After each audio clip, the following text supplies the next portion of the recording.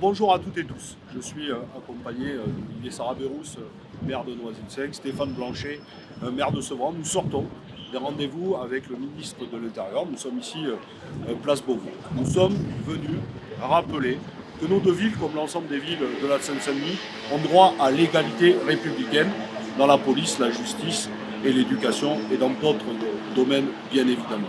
En termes de police, en comparaison égale avec d'autres villes dans d'autres départements, chacune a un commissariat de plein droit. Ce n'est pas le cas aujourd'hui de Noisy et ce n'est pas le cas évidemment aussi de la ville de Sevran. C'est une problématique, un ensemble de trafics divers et variés, du narcotrafic à Sevran ou de la vente à la sauvette pullule et évidemment sont une nuisance insupportable pour beaucoup de nos concitoyens et concitoyennes.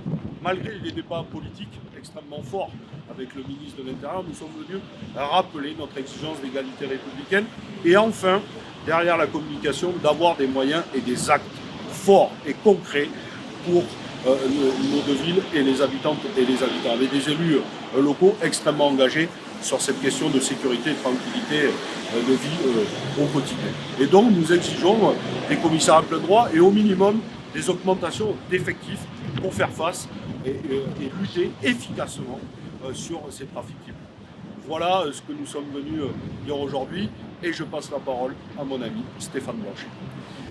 Nous sommes allés voir le ministre de l'Intérieur suite à l'initiative de Fabien Gay pour lui demander un acte d'autorité, pas du discours, pas un slogan, mais un acte d'autorité, montrer que la République est partout, le droit à la sécurité existe pour toutes et tous en Seine-Saint-Denis, mais aussi dans nos deux communes, à Noisy-le-Sec et à Sevran.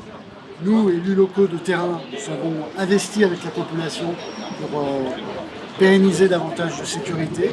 La sécurité est un droit, mais il nous faut des moyens, et c'est à l'État d'engager de son côté les moyens qu'il faut pour recouvrir ce droit à la sécurité. Nous sommes complètement engagés dans ce domaine, nous sommes ouverts à toutes les propositions. Notre revendication d'un commissariat de plein exercice pour nos deux villes est importante. Ce sont des revendications qui sont partagées par toute la population avec cette pétition. Mais le ministre de l'Intérieur nous a dit qu'il nous ferait des propositions écrites par la suite. Nous allons travailler ensemble. Nous n'entendons pas qu'aux mots, aux discours, mais aussi aux actes. Et la population en a besoin. À toi, cher Olivier. Bonjour Noiséennes, Noiséens, Sevranaises et Sevranais.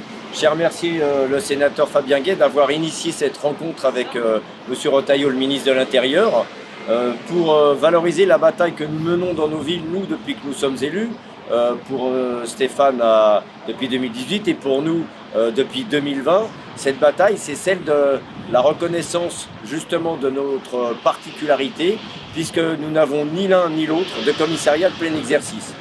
Comme l'ont rappelé Stéphane et Fabien, nous sommes là pour revendiquer de l'égalité territoriale, de l'égalité républicaine, parce qu'aujourd'hui, une ville comme Noisy-le-Sec, 46 000 habitants en Seine-Saint-Denis, ne peut se passer de moyens de police nationale.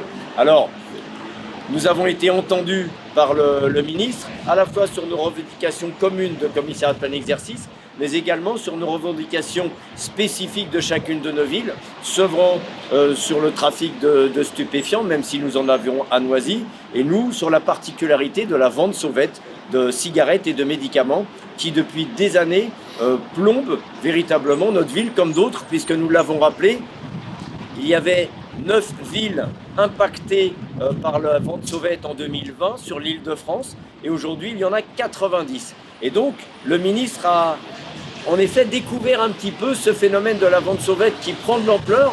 Il nous a même signifié que le préfet de police l'avait évoqué ce matin même, parce qu'en effet, ce phénomène qui se déploie est un phénomène très lucratif pour les trafiquants, qui s'appuie sur la grande pauvreté des vendeurs, sur la paupérisation des acheteurs, et quelque chose qui se développe à côté du système de narcotrafic, du trafic de stupéfiants. Ça nous a permis de rappeler que bien sûr le commissariat de plein exercice, c'est ce que nous revendiquons, mais nous avons besoin rapidement de moyens supplémentaires, des moyens d'investigation pour la police nationale, des moyens de BAC et des moyens d'effectifs supplémentaires, même si nous n'attendions pas le commissariat de plein exercice.